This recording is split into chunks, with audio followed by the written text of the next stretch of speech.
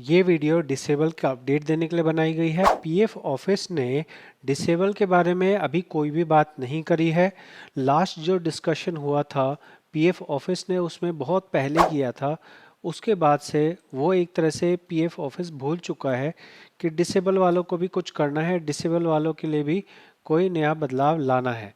तो अगर आप भी डिसेबल को लेके परेशान हैं तो अभी आपके सामने कोई भी इस तरह की डेवलपमेंट नहीं होने वाली है। अगर हो सके तो आप अपने दम पे जो केसेस करने का है वो केसेस कर सकते हैं। अगर हो सके तो आप अपने दम पे सीपी ग्राम पे कंप्लेन लगा सकते हैं। यहाँ पे सीपी ग्राम पे जो कंप्लेन लगाई जाएगी उसमें एक बात आपको ध्यान रखनी है कि आपको कंप्लेन उस आईडी में नहीं लगानी है जिस आईडी से आपका डी लिंक हुआ है, डिसेबल हुआ है। अगर आपने केवाईसी मान लीजिए कि केवाईसी आपने जयपुर वाली कंपनी से करवाई है तो आपको कंप्लेन जयपुर वाले में नहीं लगानी है। आपको कंप्लेन उस आईडी में लगानी है जिस आईडी वाले ने, जहां आप काम कर रहे हो, जहां जेन्युइन काम कर रहे हो वहां लगानी है। इसमें हो ये रहा है कि मैंने अभी दो चार लोगों की कंप्लेन लगाई तो उसमें बोल दिया गया, जैसे झारखंड की आईडी थी वो मैंने उसमें कंप्लेन लगाई तो उसमें बोल दिया गया कि आप जो है झारखंड वाली आईडी से चालू नहीं कर सकते हैं क्योंकि एक फ्रॉड आईडी है और इस फ्रॉड आईडी में कोई भी काम धंधा नहीं हुआ है। तो गलती यहाँ पे ये हो रही है कि आप लोगों को उस जगह पे उस आईडी में कंप्लेन लगानी है जिस आईडी में आपका काम या तो आपने एक्चुअल में काम किया है या आप अभी वर्तमान में वहाँ काम कर रहे हैं। ऐसे जगह पे आप कंप्लेन लगा सकते हैं। हमें क्या क्या डॉक्यूमेंट चाहिए, हमें अगर हम आज कहीं काम कर रहे हैं उसकी सैलरी स्लिप, अपना आधार कार्ड, अपना पैन कार्ड, अपना जो है अगर आपके पास और कोई कंपनी अपने तरफ से आपको डॉक्यूमेंट बना के दे दे जहाँ पे इस तरह की बात लिखी हो कि ये हमारे यहाँ कर्मचारी है, ये इस टाइम से इस टाइम तक हमारे यहाँ नौकरी कर रहे हैं, तो इस तरह के डॉक्यूमेंट को आप अगर देंगे तो वो आपके उस चीज़ को माना जाएगा, इम्पोर्टेंस दी जाएगी।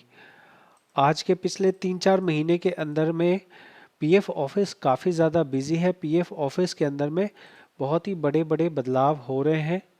अब उस जगह इन इस तरह के बदलावों के बीच में जो डिसेबल वाली चीज़ है वो जो है उसको ज़्यादा भाव नहीं दिया जा रहा है।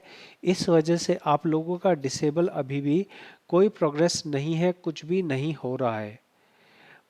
मुझे पता भी नहीं है कि अब कितने यूएन डिसेबल बचे हुए हैं, कितने अभी जो है डिसेबल चालू हो चुके हैं। अगर आप लोग मुझे कहेंगे तो मैं एक आरटीआई लगा दूंगा। अगर आप में से कोई आरटीआई लगाना चाहे तो ये वेबसाइट है ऑनलाइन आरटीआई, यहाँ पे आप अपनी कंप्लेन लगा सकते हैं, जानकारी ले सकते हैं कि कितने ज़्यादा लोगों का, कितने लाख लोगों का अभी यूएन चालू हो गया है। क्योंकि पीएफ ऑफिस ने बहुत टाइम से बताया नहीं है, बीच बीच में ये लाइव करते हैं और बीच बीच में ये जानकारी देते थे कि अभी इन्होंने जो है इतने हज़ार लोगों का यूएन चालू कर दिया, इतने हज़ार लोगों का यूएन हो चुका चालू। लेकिन अभी फ़िलहाल में उन्होंने किसी भी तरह की ये बात करना बंद कर दिया है क्योंकि उसके जगह बड़े बड़े बदलाव जैसे विकसित भारत रोजगार योजना के अंदर में क्या हो रहा है वो लागू किया जा रहा है। उसके बाद नया ईसीआर का मैकेनिज्म लागू किया जा रहा है। तो बहुत सारे ऐसे बदलाव लाए जा रहे हैं जिसके बारे में बहुत ज़्यादा एफर्ट लगता है, बहुत ज़्यादा फोकस लगता है, इसलिए डिसेबल वालों को अभी भुला दिया गया है।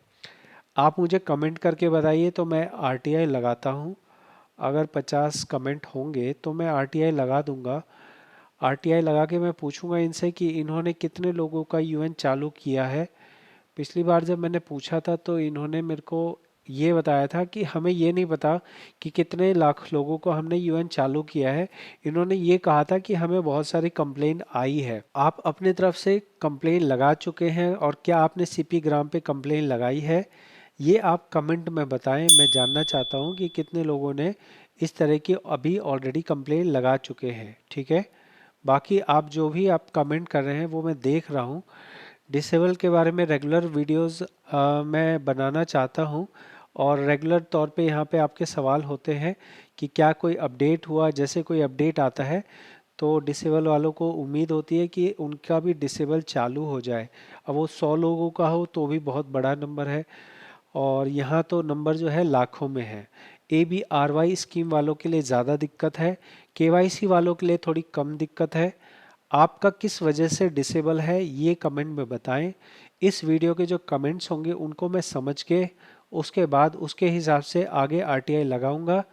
तो फटाफट से 2-4 दिन का मैं वेट करूंगा इसके सभी कमेंट्स देखने का, उसके बाद मैं RTI लगाऊंगा। तो ज़रूर से बताएं कि आपका डिसेबल किस वजह से हुआ है, ABRY से हुआ है या KYC से हुआ है। आपने अभी तक CP ग्राम पे कंप्लेन लगाई है या ग्रीवेंस पोर्टल पे कंप्लेन लगाई है, 2-3 चीज़ें बताइए। कितने बार कंप्लेन लगाई है, क्या आप PF ऑफिस गए हैं, ये सब बताइए।